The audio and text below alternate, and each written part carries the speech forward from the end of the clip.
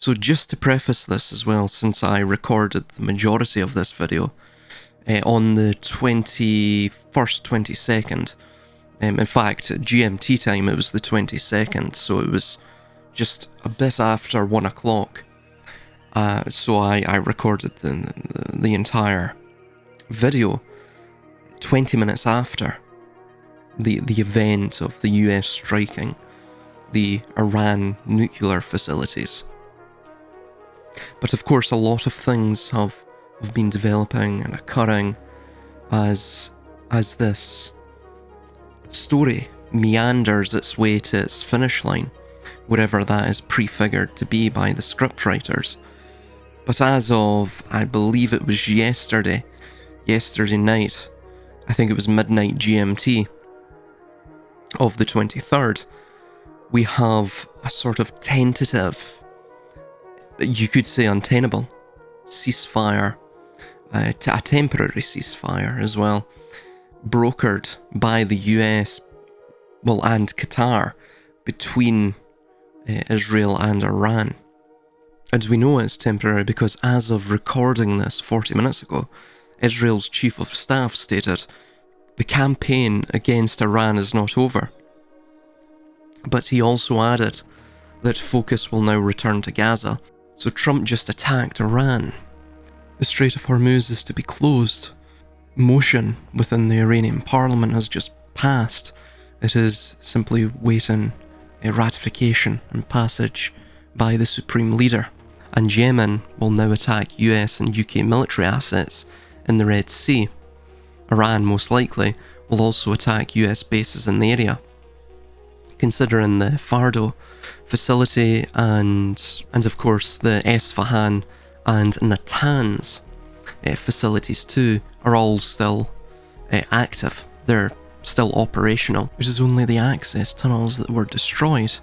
But of course Iran, it knew this was coming around about June 18th or June 19th. They began moving all strategic materials to a far more secure location.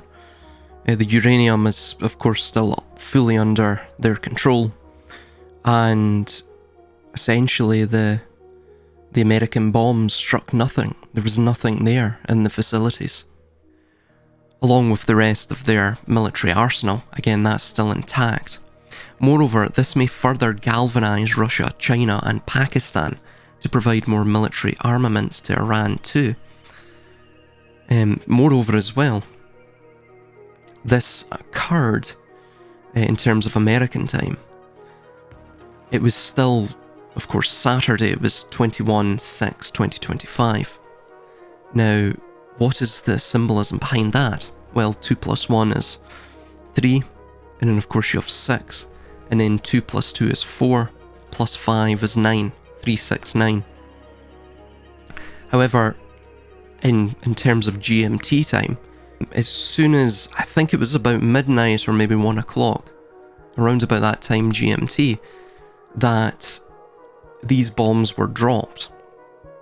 These bunker busters, the MOPs, massive ordnance penetration, I believe it's called. They're also known as MOABs, mother of all bombs.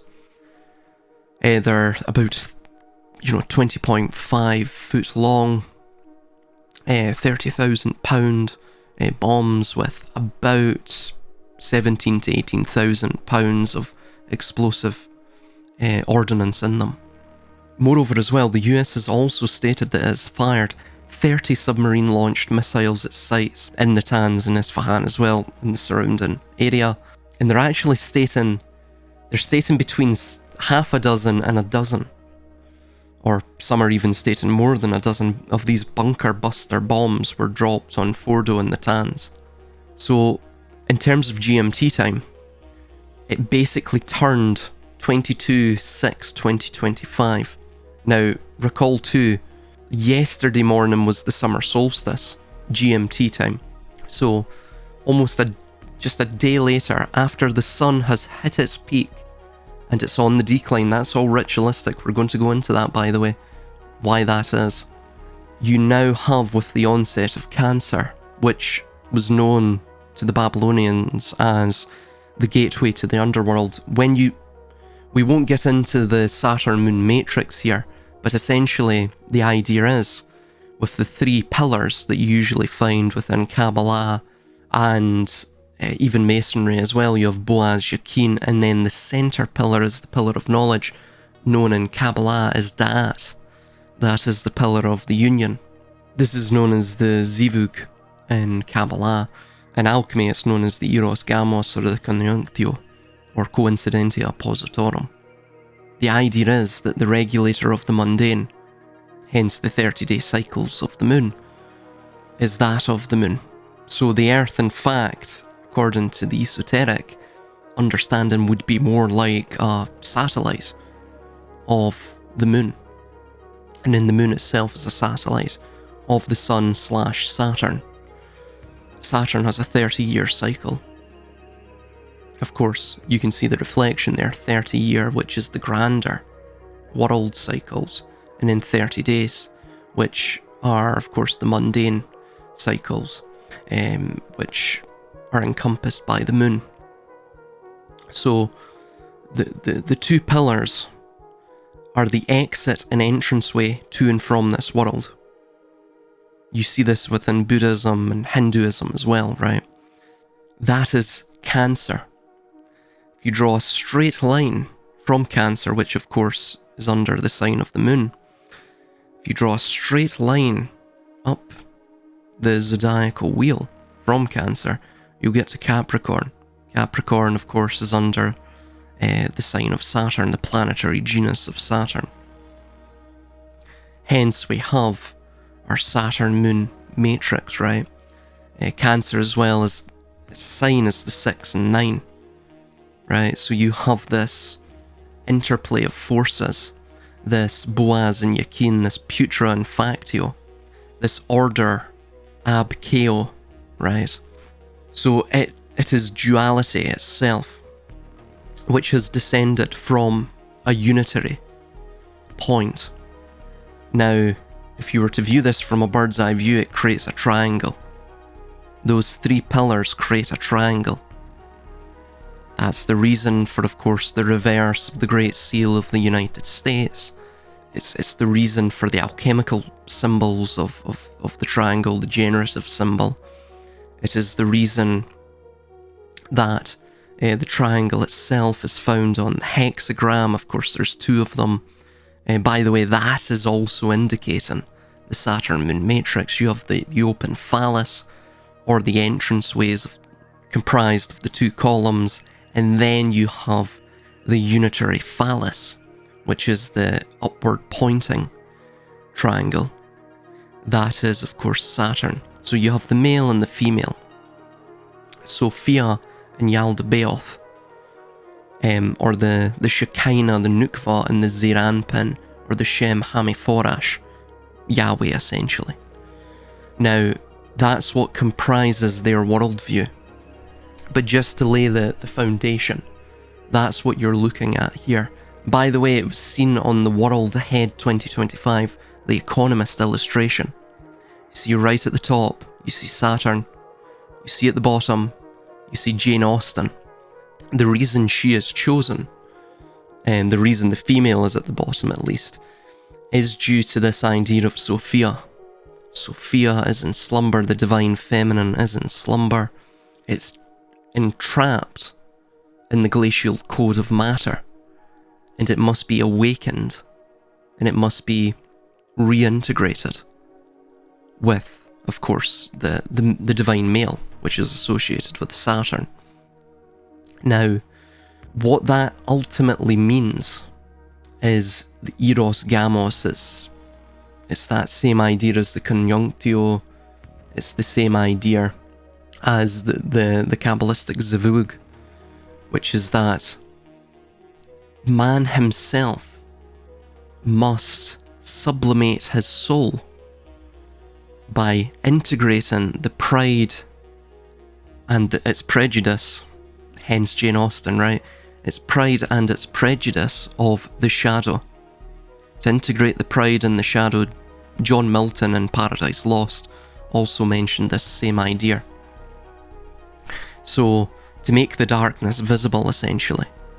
And it's only through the tree reaching its roots down into the chthonic darkness, the Platonic cave, the abyss, the Tiamat, right, which of course was associated in Sumeria with this divine feminine.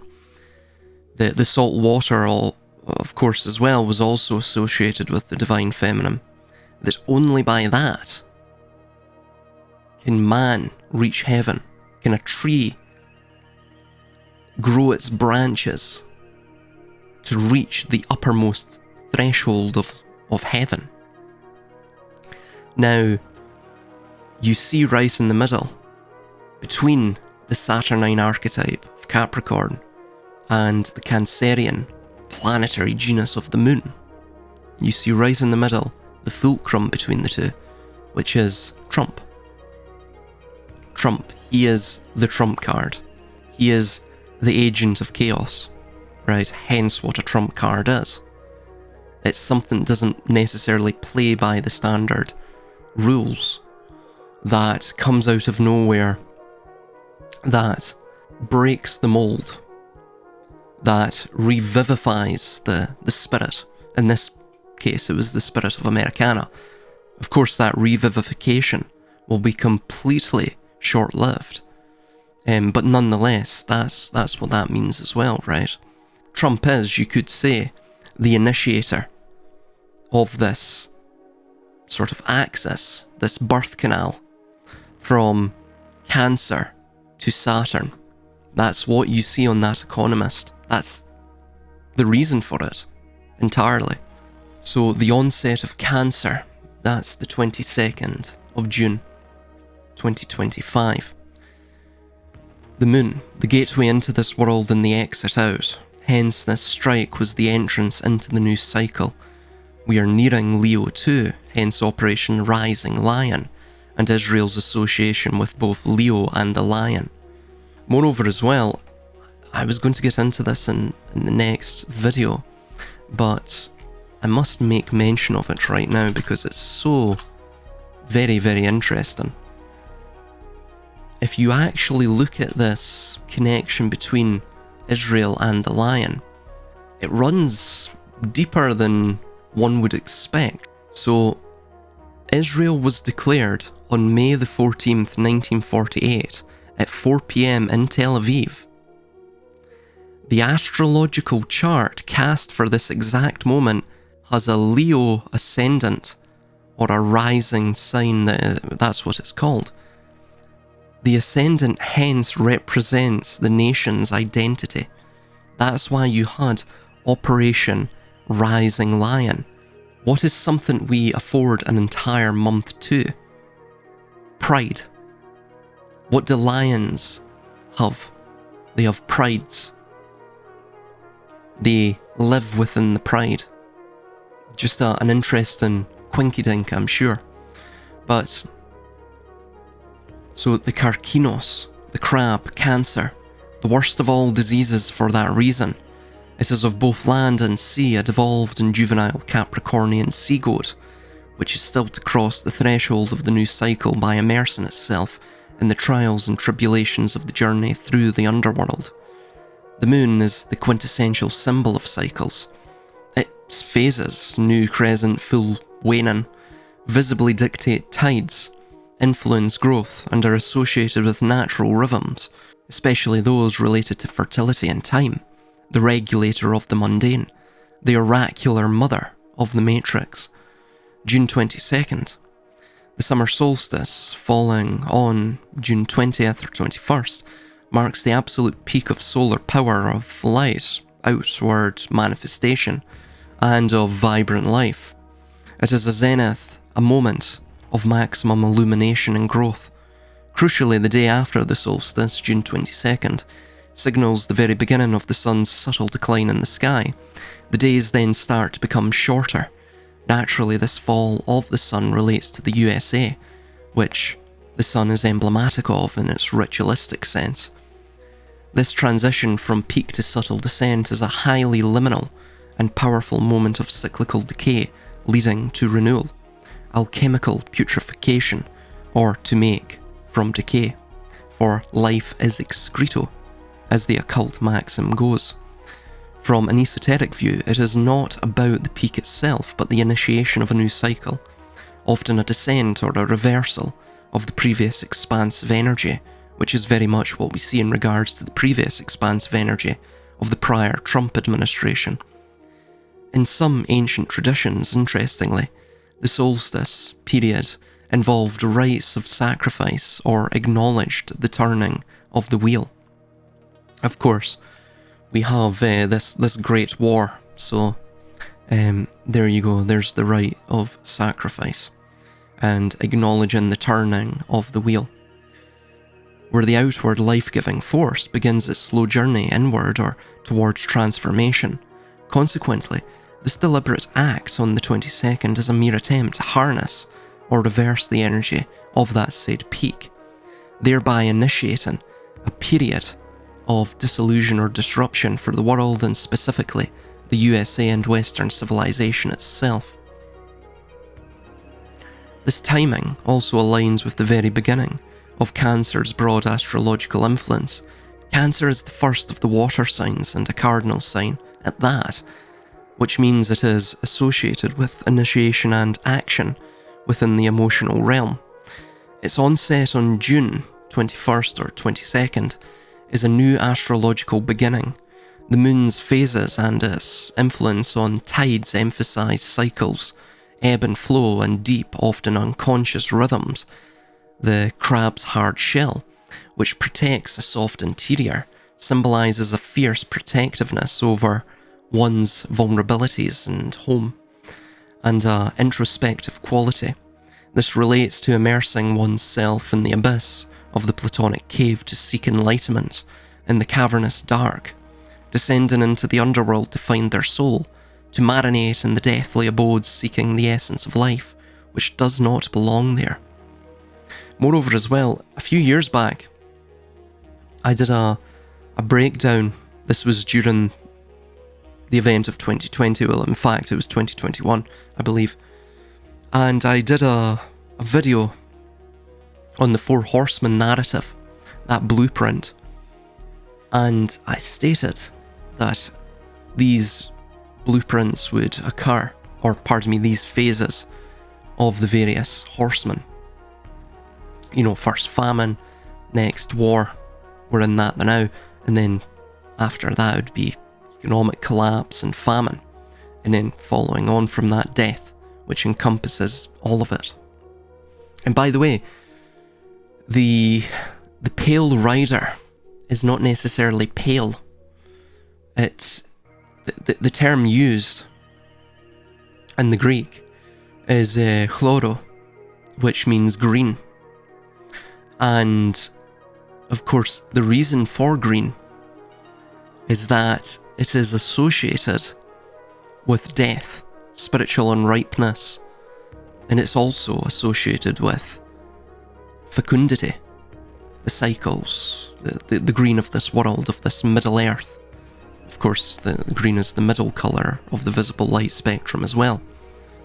The green itself is associated with Saturn, Poimandres, the green dragon. Where did the American Revolution begin? The Green Dragon Tavern, right? None of this is by accident. It's all ritualism. We've actually just seen that the White House has put down their blinds, and lo and behold, their blinds are actually a sort of pale green. I mean, what you're living in is a script, right? You're living this script. It's a simulacrum, a stage performance, a stagecraft of reality. And they're trolling you. I mean, there's no other word for it. They are laughing their asses off at the majority of people. The majority believe this is real. The audience are completely enthralled, engrossed, really, emotionally and otherwise, to this stage performance. They believe the characters are real. They rest their hopes and dreams in the characters. They live vicariously through the characters. The characters are them, they are the characters. They own the characters own them. One and the same. Without the characters, they are nothing. That is how they feel. So yes, the moon's phases and its influence on tides emphasise cycles, ebb and flows, and deep, often unconscious rhythms. The crab's hard shell, which protects a soft interior, symbolises a fierce protectiveness over one's vulnerabilities and home, and an introspective quality. This relates to immersing oneself in the abyss of the Platonic cave. Cancer is also associated with the family and home too. As stated, if the goal of those orchestrating these events were indeed ritualistic and designed to inflict deep systemic damage to the global stage and its narrative, the timing at the onset of Cancer, immediately after the solstice, would be symbolically potent. First, it targets the global and domestic home, and collective national and international security. Moreover, the dumping of the dollar, Operation Sandman, we'll get into more of that in other videos, is a direct assault on the global financial home and the foundation of economic security for many nations, primarily the USA. But this strike and the subsequent closing of the straits will lead to the same economic disruption and disillusion in the US of A. Naturally, this directly strikes at the moon Cancer essence of stability and comfort. Similarly, the closure of the Strait of Hormuz, sending gas and food prices sky high, directly threatens the most fundamental aspects of home and family security, obviously. Access to sustenance and warmth. This is a direct strike on the Cancerian domain of basic needs and nurturing.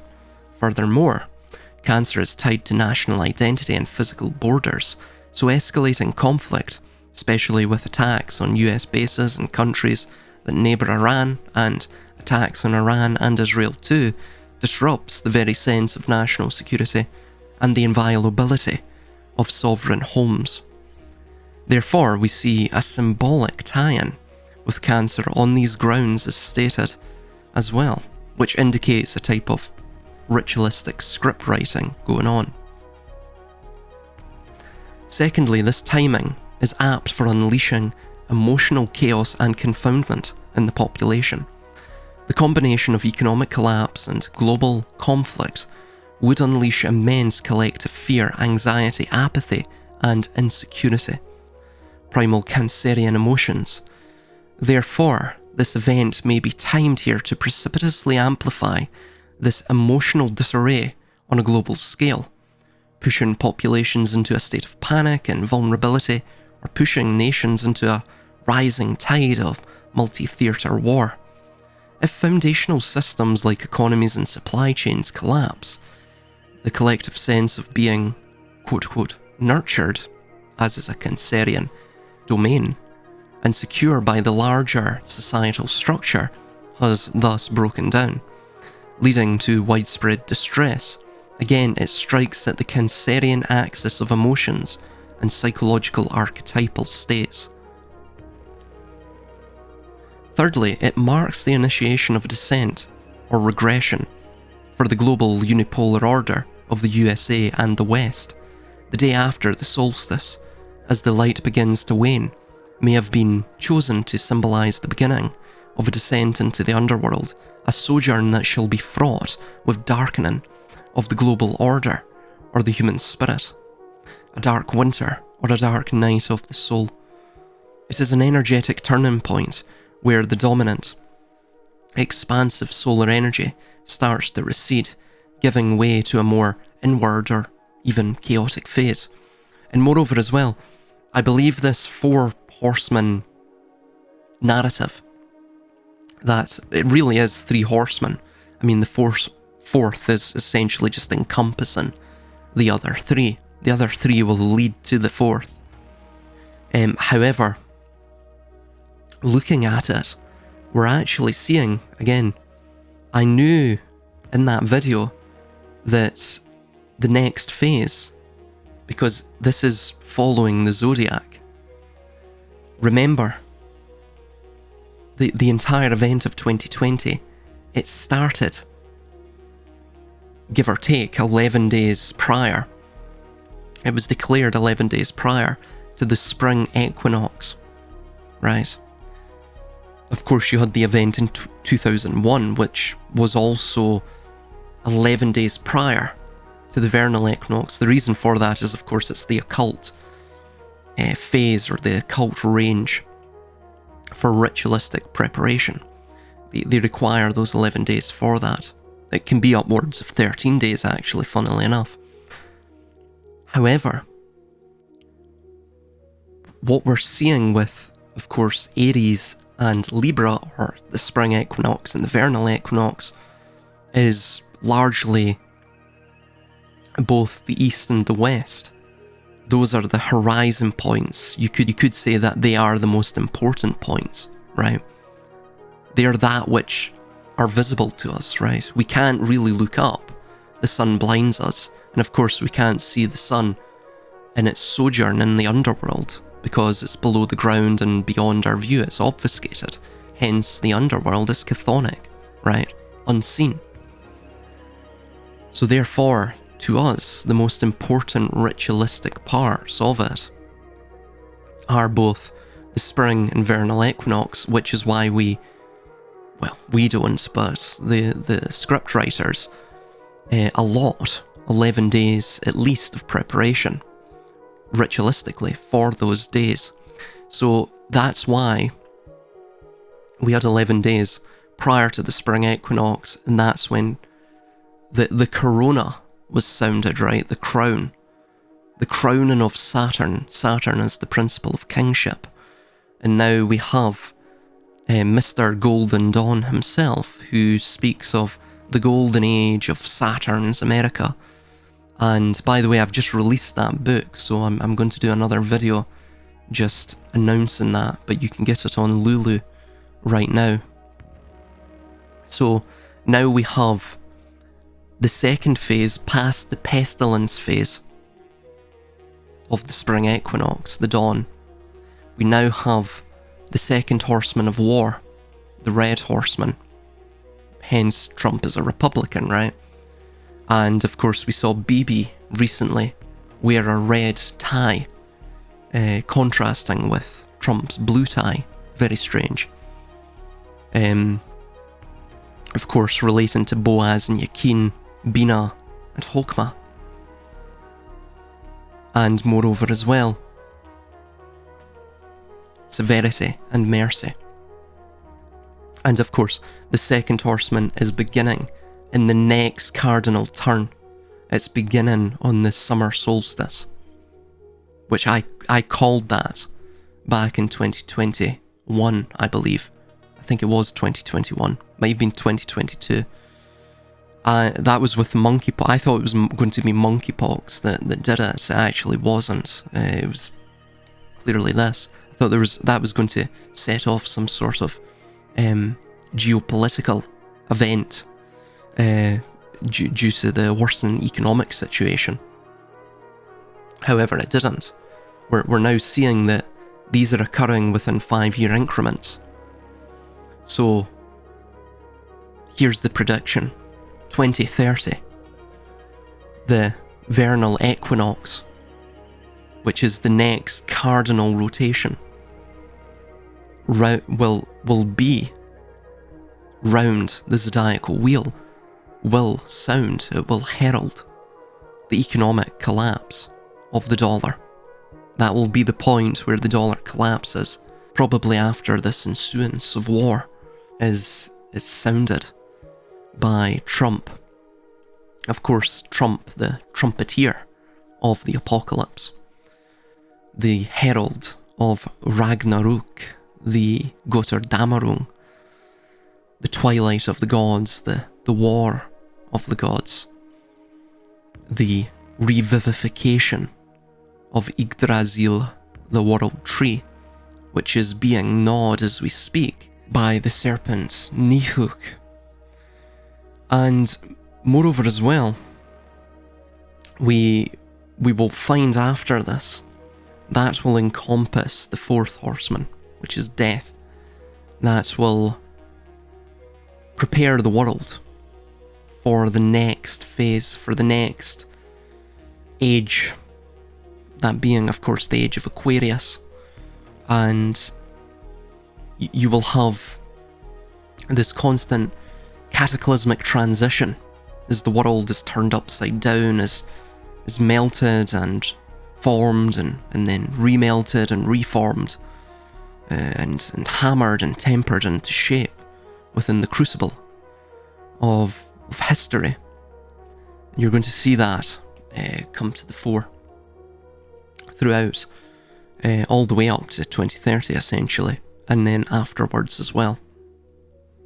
So it is an energetic turning point where the dominant, expansive solar energy starts to recede, giving way to a more inward or even chaotic phase if a global world order is forced to confront its vulnerabilities and retreat into a more protective or desperate state, like a crab into its shell, hypernationalism taking hold once more perhaps, or the multipolar world order of supranational superblocks coming into view.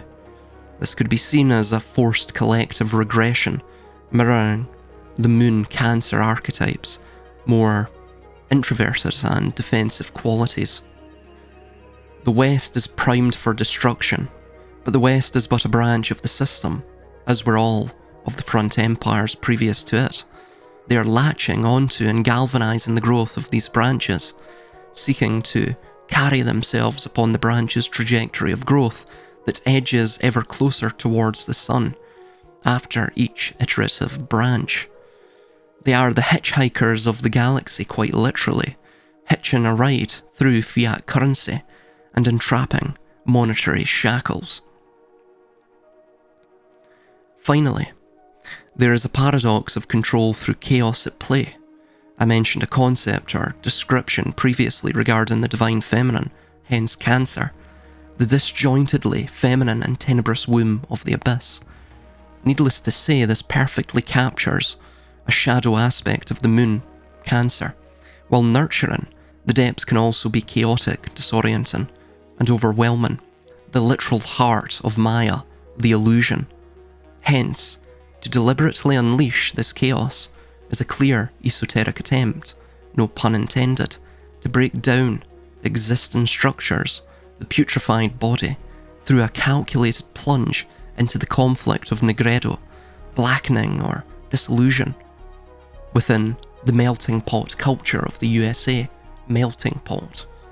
That was coined in 1912 by an interesting gentleman called Israel Zangwill, who was an admitted Kabbalist.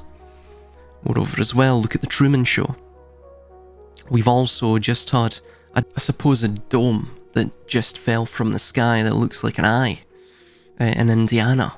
Again, very much like the Truman Show, where Sirius falls from the sky. And moreover as well, within the Truman Show, the command center of that mundane world of Sea Haven, it is conducted, everything is conducted, planned, instituted from the moon, or the lunar command base. It's called the lunar command chambers, where you have Christoph, right, up there. It's the same idea. They literally put all of this, seed it all, throughout entertainment. As Manly P. Hall stated, quote, "Cloak the ritual in entertainment, and they will chant the incantation that blinds them," unquote. So continuing on, maintaining the war purely in the Middle East region, or by using airstrikes primarily to make calculated and precise strikes against targets that will generate the greatest shock and awe or potential for perception management and fear conditioning, suggests that certain rules or boundaries might be maintained within the chaos, perhaps to channel the energy in a specific direction or to avoid a completely uncontrolled explosion of cascade in a phrase, ensuring the system's self-preservation through calculated destruction and planned rebuilding. This is exactly the same idea behind steering the chaos of the Buffalo Run, for example, or of cybernetics, which derives from a Greek word kybernetikos, that means steersman. So in conclusion, the timing on June the 22nd, the astrological ingress of Cancer, is but another occult energetic marker for a ritualistic act designed to destabilise the global foundations of the current order, to unleash collective emotional chaos on a scale unimaginable, and initiate an unfathomably potent and potentially controlled descent into a new, darker phase of a global societal transformation.